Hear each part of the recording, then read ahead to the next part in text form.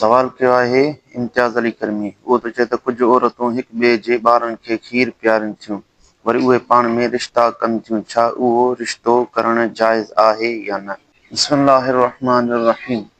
जंहिं छोकिरी ऐं छोकिरे कंहिं औरत जो खीर पीतो आहे त उहे ॿई पाण में रज़ाई भाउ ऐं भेण थिया ऐं उन्हनि जो पाण में रिश्तो करणु नाजाइज़ ऐं हराम आहे। जेके औरतूं ॿियनि ॿारनि खे खीर पीआरनि थियूं ऐं वरी उन्हनि जा रिश्ता कराइनि थियूं त इहे नाजाइज़ ऐं हराम कम करे रहियूं आहिनि। जीअं सही मुस्लिम जे अंदरि हदीस मुबारक वा हुज़ूर नबी करीम सल्लल्लाहु अलैहि वसल्लम इरशाद फरमायो, इन रदाअत तुहर्रिमु मा तुहर्रिमुल विलादतु।